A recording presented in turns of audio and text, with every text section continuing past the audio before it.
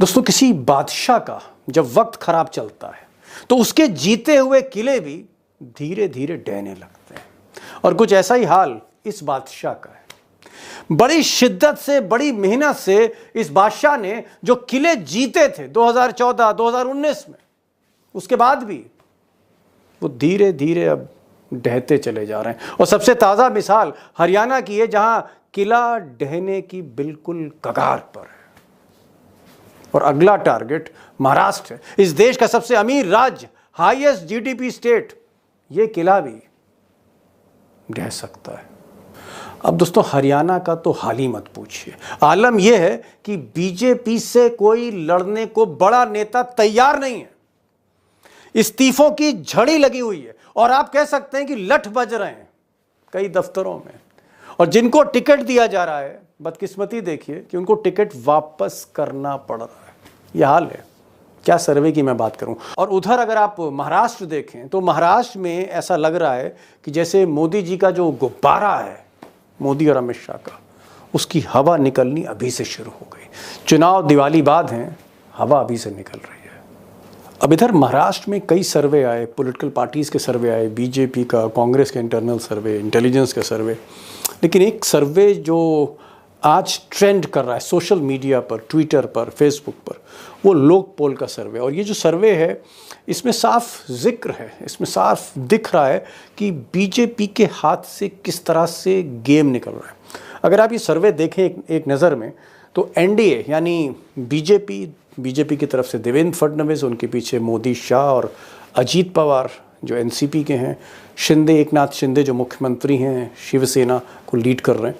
ये जो एनडीए की जो तिगड़ी है, ये 288 के असेंबली में, हाउस में, इनको 115, 128 दिखाया गया, यानी बहुमत से नीचे दिखाया गया। और अगर आप महाविकास अघाड़ी देखें, कांग्रेस, शरद पवार और उद्धव ठाकरे की जो तिगड़ी है, तो ये 141 से 154 के आसपास, यानी सरकार बन रही है, बहुमत इनको मिल रहा है। और जो बाकी अदर्स हैं, अदर्स तकरीबन आप कह सकते हैं 5 से 18 के हैं। लेकिन अदर्स की इंपॉर्टेंस तभी है जब असेंबली फ्रैक्चर्ड हो, भंग हो। बहरहाल सर्वे देख के ऐसा लगता है कि जैसे मैंने पहले कहा ना, किला ढहने के कगार पे, भाजपा का किला महाराष्ट्र में ढहने के कगार पर है। अब दोस्तों, महाराष्ट्र की जो तस्वीर इस सर्वे से बयां हो रही है, उसमें तो साफ जाहिर है कि गेम जो है वो मोदी और शाह के हाथ से निकलता हुआ दिख रहा है। हालांकि शाह साहब को उम्मीद है, उनको उम्मीद है, उम्मीद पे दुनिया भी कायम है। शाह साहब को लगता है कि उनकी जो लाडली बहना योजना है, जो उन्होंने मध्य प्रदेश में शिवराज सिंह चौहान से कॉपी करी और महाराष्ट्र में लागू करी, उनको लगता है ये जो कैश जा रहा है, ये जो पैसा जा रहा है बहनों के खातों में, महिलाओं के खातों में, ये कुछ गुल खिलाते। लेकिन मराठी मानुस का मानना है, उनका मानना है कि सेंटिमेंट्स बड़ी चीज़ है। मराठा सेंटिमेंट्स पे खेलता है, और सेंटिमेंट्स गुजरात लॉबी के साथ नहीं, मोदी शाह के साथ नहीं। सच्चाई है कि ज़मीन पर आज अगर आप देखें महाराष्ट्र को, आगे मैं बात करूंगा, तूती जो बोल रही है वो उद्धव ठाकरे, शरद पवार और कांग्रेस की बोल रही है। और एक अंडर करंट राहुल गांधी का भी महाराष्ट्र में, विदर्भ से लेकर पश्चिम महाराष्ट्र तक तूती बोल रही है इस वक्त। और अगर आप मोदी शाह की बात करें तो मुझे लगता है कई फेलियर्स, उनका जो प्लान फेल हो रहा है, पीछे कई कारण हैं। और ये जो कारण है, इस पर मैं कुछ जानकारियां आपसे ज़रूर साझा करूंगा, एक्सपर्ट्स के साथ आगे करूंगा। लेकिन जो बड़ा सवाल ये है कि अगर महाराष्ट्र हाथ से निकला, हरियाणा पर तो मैंने बताया कि किला एकदम ढहने के कगार पर, लेकिन महाराष्ट्र हाथ से निकला तो फिर दिवाली के बाद दिल्ली में क्या होने जा रहा है। अब दोस्तों, कोई चमत्कार हो जाए या नॉन बायोलॉजिकल प्राइम मिनिस्टर कुछ ऐसा कमाल कर दें कि हरियाणा का चुनाव बदल दें, महाराष्ट्र का चुनाव बदल दें, तो एक अलग बात है। लेकिन नेचुरल कोर्स में ऐसा लगता है कि कई राज्य हो, चाहे जम्मू कश्मीर हो, चाहे हरियाणा हो, चाहे महाराष्ट्र हो, चाहे झारखंड हो, फिज़ा अच्छी नहीं है गुजरात लॉबी की, और हो सकता है चारों राज्य हाथ से निकल जाएं। और यहीं पर एक सवाल है जहां पर आपको भी गौर करना चाहिए कि अगर मोदी जी के हाथ सिर्फ हार ही लगती है, तो इस हारे हुए घोड़े पर क्या नीतीश कुमार दांव लगाएंगे, जिनको सबसे क्रूशल चुनाव अगले साल फेस करना है? क्या नीतीश कुमार अपने करियर का सबसे बड़ा चुनाव, आखिरी चुनाव जो लड़ने जा रहे हैं, क्या मोदी जी पर सवार होंगे वो? क्या मोदी जी को पार्टनर बना के वो चुनाव लड़ेंगे, तेजस्वी को फेस करेंगे? क्या हारे हुए घोड़े पर नीतीश कुमार दांव लगाएंगे? नायडू बाबू की बात नहीं है, चुनौती इस वक्त नीतीश कुमार के सामने, वो क्या करेंगे नवंबर के बाद? और सबसे बड़ी चीज़, ये जो साहब हैं मोहन भागवत और इनकी जो टीम है जो नाराज चल रही है, अंदर ही अंदर एक तरह से संवाद खत्म होता जा रहा है मोदी के साथ मोहन भागवत का। और अभी जो केरल में बैठक हुई है, उस बैठक में जिस तरह का चिंतन सामने आया है, क्या हारे हुए घोड़े पर आरएसएस और सवारी करना चाहेगा? जिस रथ का घोड़ा बदल सकता है, क्या ऐसा कोई विकल्प है? There is some replacement. Modi का कोई ऐसा रिप्लेसमेंट है मोहन भागवत के जहन में, उनके प्लान में? और क्या ये घोड़ा बदला जा सकता है दिवाली के बाद, अगर दिवाला निकलता है गुजरात लॉबी का चुनाव में? Big question. दोस्तों, आज का जो डिस्कशन है इसलिए इम्पॉर्टेंट है, एक्सपर्ट्स भी इम्पॉर्टेंट है, लेकिन डिस्कशन इसलिए इम्पॉर्टेंट है क्योंकि हम बात हरियाणा की नहीं कर रहे हैं, हम सिर्फ बात महाराष्ट्र और झारखंड की नहीं कर रहे हैं। अगर ये चुनाव हाथ से निकले तो फिर क्या देश की जो राजनीति है उसकी दिशा बदल सकती है? और मोदी जी के लिए कहीं ना कहीं एक टी पॉइंट आ सकता है कि अब आगे रास्ता नहीं है। कैसा हो सकता है?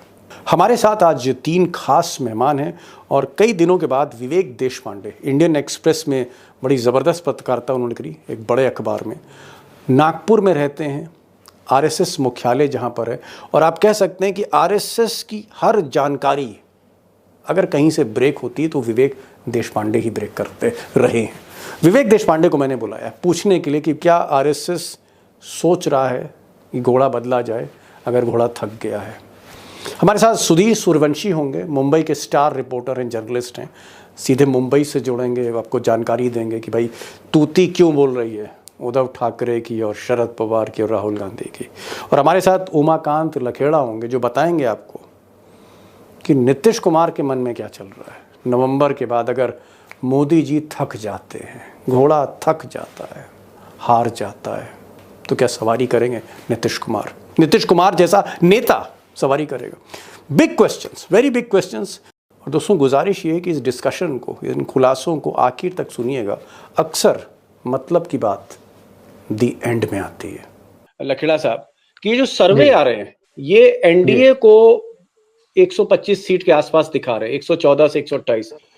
तो सर्वे में कहीं भी एनडीए यानी अजीत पवार, शिंदे और बीजेपी ये 125 से आगे बढ़ते हुए नहीं दिख रहे। लेकिन अमित शाह भी रविवार को, संडे को वो मुंबई में थे, एयरपोर्ट पर उन्होंने मीटिंग करी, पहले अजीत पवार और शिंदे गुट के साथ मीटिंग करी, फिर बीजेपी के साथ मीटिंग करी। और बीजेपी में उन्होंने कहा कि हम अपने दम पर 125 सीटें जीतेंगे। यानी जितनी सीटें एनडीए को सर्वे नहीं दे रही, उससे कहीं ज्यादा सीटें अमित शाह अपने दम पर जीतने का दावा कर रहे हैं। ये जो दावा है ये सच्चाई है, ये दावा एक आपको खोखला लगता है? देखिए, ये तो एक, देखिए भारतीय जनता पार्टी के पास अपनी जो पराजय हो रही है उनके अलायंस की, उसके बारे में उनको हम चारों से ज्यादा इंफॉर्मेशन उनके पास है। और ये इलेक्शन होगा तो फॉर्मेलिटी तो करना पड़ेगा ना, इलेक्शन में आप पार्टिसिपेट करना पड़ेगा, पैसा बहाना पड़ेगा, इंडिपेंडेंट खड़े करने पड़ेंगे। मुझे तो ये पता लगा कि शिंदे के बीच में जो एकनाथ शिंदे जो मुख्यमंत्री हैं, वो कई निर्दलीय को पटा रहे हैं बीजेपी के कि तुम निर्दलीय खड़े हो जाओ, पैसा हम देंगे। और 25-25 करोड़ रुपए की बोली लग रही है कि आप खड़े हो जाइए, 5,000, 7,000, 8,000 वोट पड़ेंगे। बहुत है। दरअसल कंपटीशन क्या हो रहा है कि शिंदे को ये पता लग गया है कि अगर हम अगर पिछड़ गए तो मुख्यमंत्री की कुर्सी तो गई, मतलब मैं पार्टी भी जाएगी, कम सीटें मिली, मैं तो जाऊंगा ही जाऊंगा, पार्टी भी जाएगी और मुख्यमंत्री की पोस्ट दोबारा मिलने वाली नहीं है। मुझे लग रहा है कि भारतीय जनता पार्टी को इतना पता लग गया कि हरियाणा के बाद, हरियाणा में हारे और इसके बाद महाराष्ट्र की जो हार होगी, ये हार सीधे तौर पर दिल्ली का जो तख्त है उसको बुरी तरह हिला देगा। और मराठा जो सेंटिमेंट है, मैं आपको बता रहा हूं, जो मराठा सेंटिमेंट से, एक बार मराठा जो मतदाता है सेंटिमेंट से, वो अगर मन बना लिया उसने कि इनसे मुक्त करना है महाराष्ट्र को। दुनिया का कोई ताकत जो है ना, ये जो मराठा सेंटिमेंट को वापस नहीं ला सकती, ऐसा मेरा मानना है। जी, हालत बहुत खराब है महाराष्ट्र में। और अगर मैं लखेड़ा साहब की बात मानूं तो अमित शाह जो अपने को चाणक्य कहते हैं या कहलवाना चाहते हैं, या बीजेपी उनको चाणक्य मानती है अमित शाह को, लखेड़ा साहब इशारा कर रहे हैं कि नाव तो जो है वो अमित शाह नहीं डुबो दी है, भैंस जो पानी में गई है बीजेपी की वो अमित शाह की वजह से गई है। अब मैं जरा पूछूं सुधीर सूर्यवंशी जी से, सुधीर जी, अमित शाह 125 सीटें लाने की बात कर रहे हैं कि 125 बीजेपी अपने दम पर लाएगी, लेकिन लखेड़ा साहब कह रहे हैं कि भाई ये तो आदमी, इसी ने तो नाव डुबोई है, इसी ने तो बेड़ा गर्क कर दिया है बीजेपी महाराष्ट्र का। क्या ये बात सही है कि अमित शाह ने फायदे की जगह नुकसान ज्यादा कर दिया है बीजेपी का? ये बात सही है या गलत है? बिल्कुल दीपक जी, जैसे सर्वे भी आया और जैसे हम भी बात करते हैं लोगों से काफी अक्रॉस सेक्शन से, उसमें एक बात आम तौर पे उभर के आ रही है कि जो सेंटिमेंट्स महाराष्ट्र में वो एंटी बीजेपी है। अभी उनका चेहरा आप मोदी जी को कीजिए, अमित शाह को कीजिए और देवेंद्र फडणवीस को कीजिए, ये मुझे लगता है ज्यादा मायने नहीं रखता। एक पार्टी के तौर पे लोगों को ऐसा लगता है महाराष्ट्र में कि भारतीय जनता पार्टी 2014 के बाद में जिस तरीके से उन्होंने जोड़ तोड़ की राजनीति फिनिश की और लोगों को जेल में डालने का जो प्रयास किया, देखो लोग पहले भी जेल जा चुके, लेकिन किसी ने किसी परिवार के ऊपर कभी अटैक नहीं हुआ था महाराष्ट्र में। ये पहली बार ऐसा हुआ कि लोग परिवार के ऊपर अटैक करके उनको जेल भेज रहे। और इसी राजनीति का जो स्तर रहता है, राजनीति का स्तर तो नीचे गिर रहा है, उसमें कोई दोहराए की बात नहीं, लेकिन जो जितने तेजी से गिर रहा है उस तेजी से गिरने को मुझे लगता है कि लोगों में एक ऐसा परसेप्शन बन गया है कि उसके लिए भारतीय जनता पार्टी रिस्पॉन्सिबल है। इसलिए लोकसभा में सबसे ज्यादा नुकसान, ज्यादा सीट लड़के भी भारतीय जनता पार्टी का हुआ। जो ट्रेंड है मोटा मोटी वो महाविकास आघाड़ी की ही फेवर में है, महाविकास आघाड़ी के फेवर में है। विवेक देशपांडे जी, आप तो नागपुर में हैं और नागपुर में आपने एक उम्र गुजारी रिपोर्टिंग करते करते, जहां पर आरएसएस का मुख्यालय है, बीजेपी की आप राजनीति को समझते हैं। लेकिन जहां आप रहते हैं विवेक जी, नागपुर के चारों तरफ, चाहे 100 किलोमीटर की परिधि ले लीजिए, चाहे 200 किलोमीटर ले लीजिए, नागपुर की सीट अगर आप गडकरी जी की छोड़ दीजिए तो बाकी जगह तो बंटा धार है बीजेपी का, चारों तरफ आरएसएस का जहां गढ़ है। आपको क्या लगता है कि मोदी और शाह पूरी तरह फेल हुए और मोदी जी का जो एक करिश्मा था 2014 और 19 में महाराष्ट्र में, अब वो करिश्मा नहीं रहा मोदी जी का महाराष्ट्र में?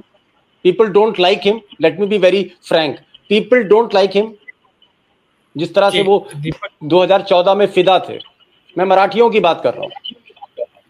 जी दीपक जी, जहां तक विदर्भ का सवाल है, मुझे लगता है कि ये जो पोल है, इस पोल ने ये कहा है कि बीजेपी को सबसे बड़ा सेटबैक शायद विदर्भ में ही मिलने वाला है।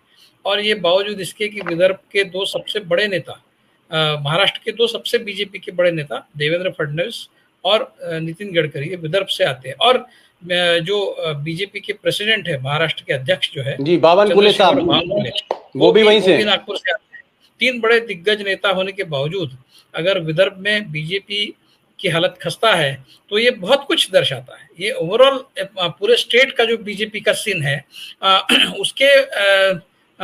उसकी और एक इशारा करता है कि ये बीजेपी की हालत कितनी खराब बाकी जगह हो सकती है अगर विदर्भ में इतनी खराब है तो मुझे लगता है कि कुल मिलाकर बीजेपी और उसके मित्र पक्ष जो है, अब देखिए 164 सीटों पर पिछली बार ये लड़े थे बीजेपी वाले, आज वो 150 पर लड़ने वाले, यानी पिछले बार से ये 14 सीटों पर कम लड़ रहे हैं और कह रहे हैं कि उसमें से 125 सीटें जीतना है, जबकि ये सर्वे पूरी तरह से सारे को मिलाकर 125 सीट दे रहे हैं। दूसरी बात यह है कि इनके जो मित्र पक्ष है, इसमें से अजीत पवार वाला जो गुट है, उसकी लोकसभा में क्या बुरी हालत हुई सबको पता है। अब उनको 60 सीटें देने की बात चल रही, जो 10 सीटों पर जीत नहीं सकते, इतनी बुरी हालत में वो है, उनको अगर ये 60 सीटें दे रहे हैं तो समझ लीजिए कि 50 सीटों का गड्ढा तो अकेले एनसीपी अजीत पवार गुट की वजह से ही पड़ रहा है। तो ये कहां से मेजॉरिटी लाएंगे? लखेड़ा साहब के पास आऊंगा, लेकिन एक छोटा सा सवाल मैं पहले पूछना चाह रहा हूं सुधीर सूर्यवंशी जो मुंबई से सुधीर जी, ये बताइए कि क्या ये शरद पवार और उद्धव ठाकरे की जो जोड़ी है, दो महाराष्ट्र के बड़े नेताओं की जोड़ी है, क्या ये जोड़ी अमित शाह और मोदी पर भारी पड़ गई है? क्या आपको लगता है कि शरद पवार और उद्धव ठाकरे की पार्टी तोड़ना, उनको अपमानित करना, जलील करना, उनकी बेइज्जती करना, ये सब मराठियों को बड़ा बुरा लगा और अल्टीमेटली शरद पवार और उद्धव ठाकरे आज की तारीख में मोदी और अमित शाह के लिए एक हिमालय जैसा पहाड़ बन गए जिसको तोड़ना और गिराना मुश्किल है? दीपक जी, आपको याद होगा लोकसभा के चुनाव जब चल रहे थे उसके पहले उस टाइम में हम जब विवेचन करते थे, मैंने आपको एक बात कही थी। महाराष्ट्र में दो बड़े कद्दावर मास लीडर है, वो एक शरद पवार है, दूसरे है उद्धव ठाकरे, और बाकी जो लोग हैं मैनेजर है, जैसे देवेंद्र फडणवीस हो, एकनाथ शिंदे हो, अजित पवार हो। वो मास लीडर और मैनेजर के वर्सेस जो लड़ाई हुआ उसमें किसने जीता? मास लीडर ने जीता। ये सबसे अहम बात है। मुझे लगता है वही ट्रेंड विधानसभा में आने वाले दिनों में चालू रहेगा। शरद पवार और उद्धव ठाकरे के साथ में महाराष्ट्र की जो जनता है उनका एक इमोशनल अटैचमेंट है। वो आप किसी बहाने पार्टी तोड़ के, सिंबल छीन के, उनकी सरकार गिरा के ले नहीं सकते। ये लोकसभा ने दिखा दिया कि जनता अभी भी उनके साथ में है। आप भले उनकी पार्टी तोड़ दो, सरकार गिरा दो, उसका कुछ असर लोगों में गिरता नहीं। जी जी, आप सही कह रहे हैं कि अमित शाह और मोदी, उनकी स्ट्रैटेजी गलत थी। मास लीडर शरद पवार थे, मास लीडर यानी लोगों के जो नेता थे, जो लीडर था वो उद्धव ठाकरे थे, लीडर शरद पवार थे। लेकिन अमित शाह और मोदी ने मैनेजर तोड़े।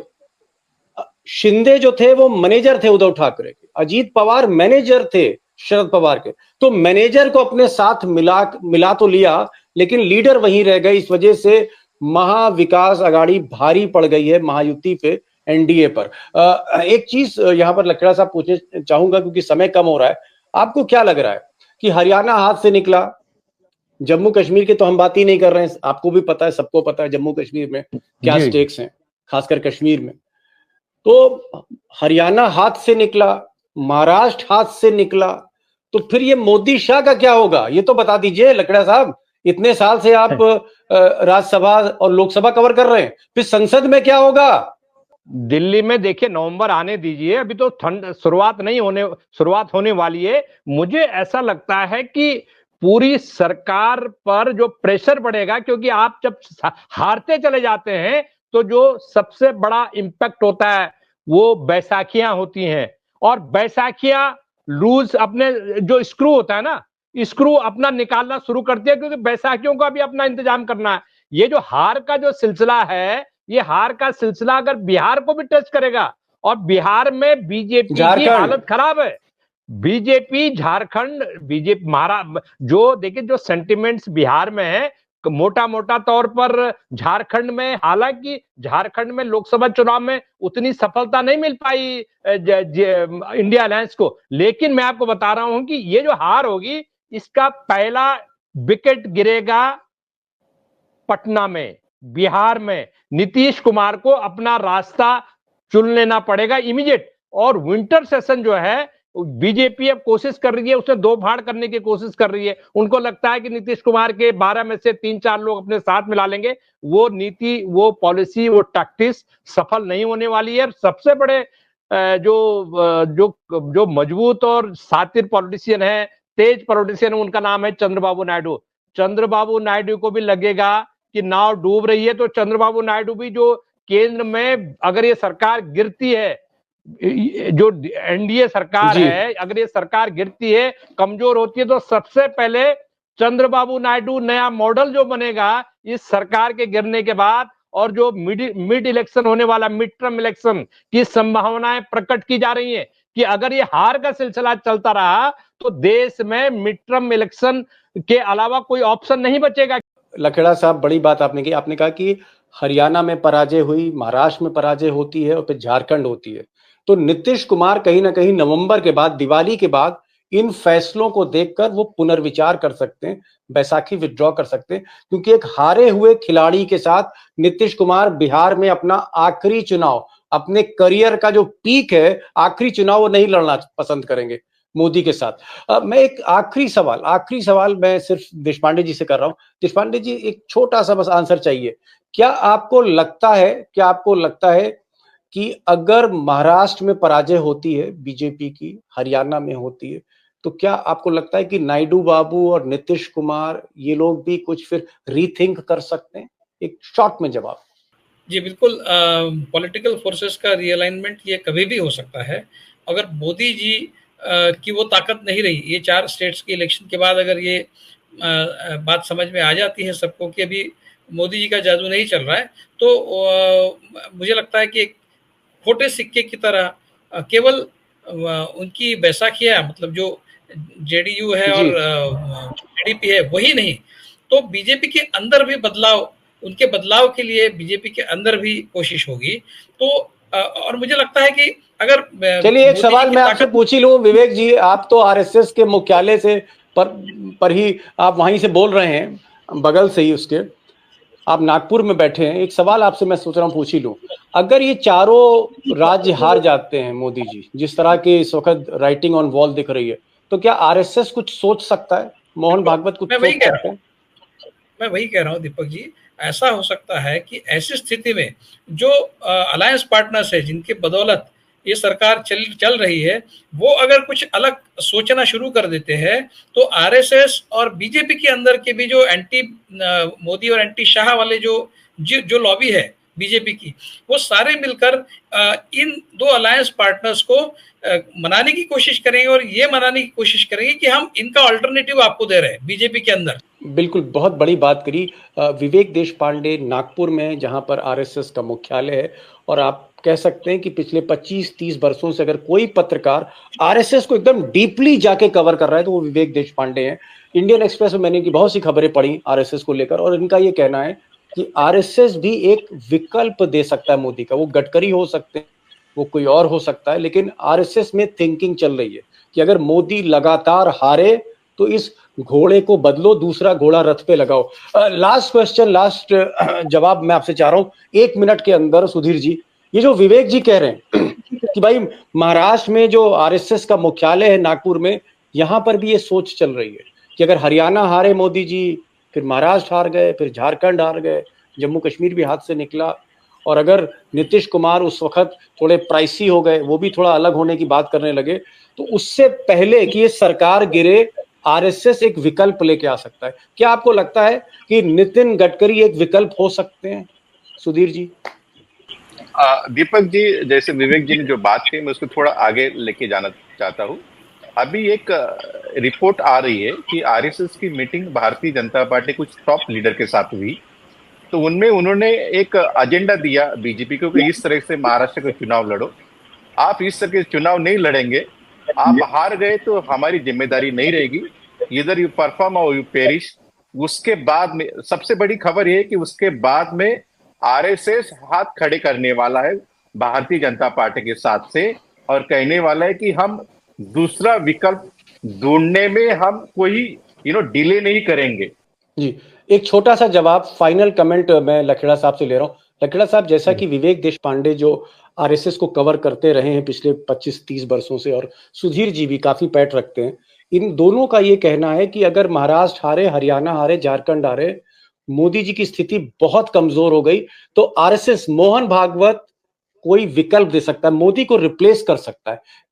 क्या ऐसा हो सकता है लखेड़ा साहब? लास्ट मतलब 30 सेकेंड। देखिए, बीजेपी जो है आरएसएस का एक ब्रांच है, ये मुगालते में नरेंद्र मोदी भी नहीं है। ये अलग बात है कि मोदी रिजिम में क्या किया कि आरएसएस के एक फैक्शन को अपने साथ मिला लिया, लेकिन अल्टीमेट जो एक पड़ाव होता है पॉलिटिक्स का, आरएसएस कभी भी ये नहीं करेगी कि जो हारा हुआ घोड़ा है या जो डूबता हुआ जहाज है उस पर स्टेक नहीं लगाती है।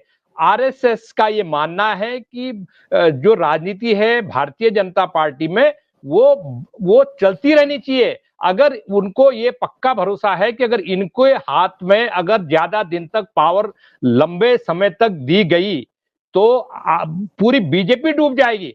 और बहुत बड़ी बात, बहुत बड़ी बात, बहुत बड़ी बात, ये अब ज्यादा दोबारा अल्टीमेटम बहुत बड़ी बात देगी। अब मेरे तीनों एक्शन करेगी। जी, मेरे तीनों एक्सपर्ट्स ने आज बहुत बड़ी बात आखिर में करी, यानी बड़ी खबर हमें आखिर में मिली, जहां पर विवेक देशपांडे, सुधीर सूर्यवंशी और Umakant Lakhera, experience reporter, RSS को, बीजेपी को, राजनीति के हर सिस्टम को भीतर तक जानते। इन तीनों का यह कहना है कि अगर नवंबर में जब ये 4 राज्यों के नतीजे सामने होंगे, अगर स्कोर 4-0 हुआ, बीजेपी 0, मोदी और अमित शाह चारों राज्य हार गए अगर, तो इससे पहले कि नायडू और नीतीश कुछ करें, उससे पहले आरएसएस अपना खेल कर देगी।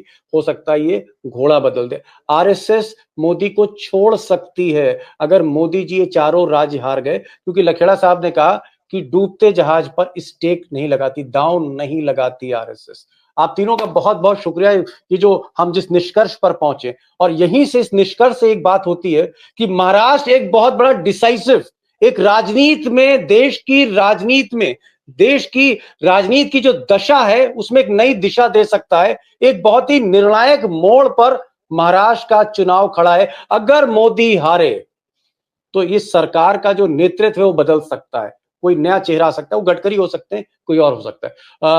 विवेक देशपांडे जी, आज आपने समय निकाला, मैं बहुत बहुत शुक्रिया अदा करूंगा आपका। सुधीर भाई, मुंबई बहुत मसरूफ शहर है और आपकी मसरूफियत कुछ मुंबई से भी ज्यादा है, फिर भी आपने समय निकाला, आप आए।